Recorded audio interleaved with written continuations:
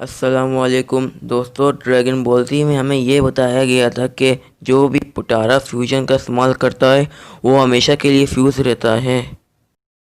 लेकिन dragon ball super में हमें मालूम पड़ गया कि अगर कोई मोर्टर पुटारा फ्यूजन का इस्तेमाल करता है वो सिर्फ 1 घंटे तक फ्यूज रहता है। ड्रैगन बॉल जी में हमें ये लगता था कि गोकू और वेजिटा माजिन बू के मैजिक की वजह से डिफ्यूज हुए थे। लेकिन क्या होता अगर वो वाकई हमेशा के लिए फ्यूज रहते? क्या होता अगर ओल्डकाई की बात सच निकली? इसी बात पर मैं ड्रैगन बॉल मल्टीवर्स का एक स्पेशल मांगा लाया हूँ। इस मांगा में भी हम ये देखेंगे कि क्या होता अगर वो वाकई डिफ्यूज नहीं हुए। ज़्यादा बातें ना करते हुए हम अपनी मांगा पर आते हैं। कहानी की शुरुआत वहीं से होती है जब सुपर बू ने वेजिटो को एब्जॉर्ब कर लिया होता है और वेजिटो इसके जिस्म के अंदर होता है और वेजिटो कहता है कि शील्ड ने काम कर लिया, मैं इसके जिस्म के अंदर हूँ लेकिन इसने मुझे एब्जॉर्ब नहीं किया। मैं शील्ड को रोकता हूँ और अपने दोस्तों की तलाश करता हूँ, लेकिन वेजिटो इस दुनिया में इस शील्ड को नहीं रोकता है और वो अपने दोस्तों की तलाश में निकल जाता है। इसे वो सब मिल जाते हैं और वो इन्हें छुड़ाना शुरू करता है। बू भी कुछ अजीब सा महसूस करता है और बू पिccolo एब्जॉर्ब फॉर्म में चला जाता है और वेजिटो एक और को निकालता है और बू वापस अपने पहले वाले फॉर्म में चला जाता है और वेजिटो कहता है कि परफेक्ट, बू की ताकत ड्रामाई तौर पर कम हुआ, मुझे बस यहाँ से बाहर निकलने का रास्ता ढूंढना है। और तभी वेजिटो की नज़र फैट बू पर पड़ जाती है और वो कहता है कि ये ट्रांसफॉर्म होने से पहले खाया गया था, शायद मैं बाकी सभी को भी ढूंढ सकता हूँ जो बू ने खाए थे। तभी बू पीछे से कहता है कि नहीं, इसे अकेला ही स्पेशल ट्रीटमेंट मिला है। वेजिटो मुड़कर पीछे देखता है और वो कहता है कि मुझे समझ नहीं आ रहा था कि क्या हो रहा है, तुम्हारी हिम्मत कैसी हुई कि तुमने उन्हें निकाला जिन्हें मैंने एब्जॉर्ब किया था, तुम्हें इसकी कीमत चुकानी होगी। वेजिटो कहता है आ जाओ, मैं तुम्हारे जिस्म में एक बहुत बड़ा होल बनाऊंगा।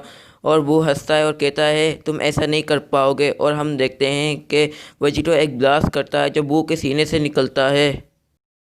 लेकिन बू इस होल को वापस से रिजनरेट करता है। वेजिटो ये देखकर बहुत हैरान होता है। बू कहता है तुम बहुत छोटे हो, मेरी इस कम ताकत में भी मुझे यहाँ पर एडवांटेज है।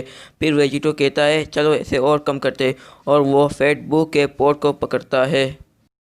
इससे वो बहुत डर जाता है और कहता है रुक जाओ, ऐसे हाथ मत लगाओ, ऐसे छोड़ दो। और वेजिटो कहता है कि देखो तुम बहुत परेशान लग रहे हो। फिर वो कहता है ऐसे मत निकालो, अगर तुमने ऐसा किया तो फिर मैं नहीं रहूँगा। वेजिटो कहता है ये तो बहुत इंटरेस्टिंग है। वो वेजिटो को रोकने की कोशिश करता है लेकिन वेजिटो उस पोर्ट को वहाँ से निकाल लेता है। पोर्ट के निकलने के बाद सुपरबू नीचे गिर जाता है। फिर वेजिटो कहता है चलो यहाँ से बाहर निकलने का रास्ता ढूंढते हैं। वो बाहर निकलने का रास्ता ढूंढ रहा होता है और वो कहता है इसके ऑर्गन्स बदल रहे हैं, मुझे लगता है वो पतला होता जा रहा है। वेजिटो को वहाँ से बाहर निकलने का रास्ता मिल जाता है और वो वहाँ से बाहर निकल आता है और बाकी सभी को एक सेफ जगह में छोड़ देता है। वो अभी भी ट्रांसफॉर्म हो रहा होता है। वेजिटो ये देखकर कहता है इसकी ताकत बढ़ गई, जब इसने गोहान को एब्जॉर्ब किया था उससे थोड़ी सी बढ़ गई, लेकिन फिर भी मैंने इसकी उम्मीद नहीं की थी। हम फिर देखते हैं कि बू का ट्रांसफॉर्मेशन मुकम्मल हो जाता है और वो किड बू बन जाता है। फिर वेजिटो कहता है और फिर से इसकी ताकत कम हो गई, मुझे कुछ समझ नहीं आया लेकिन ये अच्छे के लिए है, अब वो कम खतरनाक है। फिर किड बू ज़ोर से चिल्लाता है और चिल्लाने के बाद अर्थ को तबाह करने के लिए एक अटैक करता है। वेजिटो ने यह उम्मीद नहीं किया था। इसे रोकने के लिए वेजिटो अपना अटैक करता है। वेजिटो अपने अटैक से किडबू के अटैक को रोक लेता है। फिर वेजिटो किडबू को कहता है क्या तुम पागल हो? अगर तुम्हें इस दुनिया को ख़त्म करना है तो पहले मुझे हराना होगा। किडबू वेजिटो की बात सुनकर मुस्कुराता है फिर किड बू अर्थ को तबाह करने के लिए एक बहुत बड़ा एनर्जी बॉल तैयार करता है। वेजिटो ये देख लेता है और वो तेज़ी से किड बू के सामने आ जाता है और एक एनर्जी वेव अटैक किड बू पर करता है, जिससे किड बू की हालत बहुत ख़राब हो जाती है। फिर वेजिटो किड बू के पेट में एक ज़ोरदार पंच मारता है, जिससे किड बू की जान निकल जाती है। फिर वेजिटो कहता है, तुम पागल हो, मुझे इसे जल्दी से जल्दी ख़त्म करना चाहिए। किड बू की हालत अभी भी ख़राब होती है। फिर वेजिटो एक अटैक करता है, जिससे किड बू के पेट में एक होल बन जाता है। फिर वेजिटो किड बू पर बहुत सारे अटैक करता है, जिससे किड बू के टुकड़े टुकड़े हो जाते हैं और जल्द ही इसका नामो निशान मिट जाता है। फिर वेजिटो पावर डाउन करता है और कहता है ये ख़त्म हो गया। और फिर हम सुप्रीम काइस की दुनिया में देखते हैं कि सब कुछ हो रहे होते हैं। कभी तो काई कहता है हम जीत गए और ओल्ड काई कहते हैं सुपर कंग्रेचुलेशन। बू आखिरकार मर चुका है, इसका कुछ भी नहीं बच पाया। फिर हम देखते हैं कि पिक्कोलो, गोहान, गोटेन और ट्रंक्स उठ जाते हैं और वेजिटो इन्हें कहता है क्या तुम सब ठीक हो।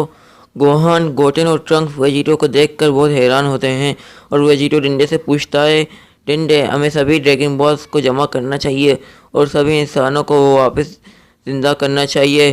तुम्हें लगता है तुम ये सब अरेंज कर सकते हो। फिर डिंडे कहता है ड्रैगन बॉल्स अगले 4 महीने तक चालू नहीं होंगे, मगर मैं कोशिश करूँगा जो मैं कर सकता हूँ।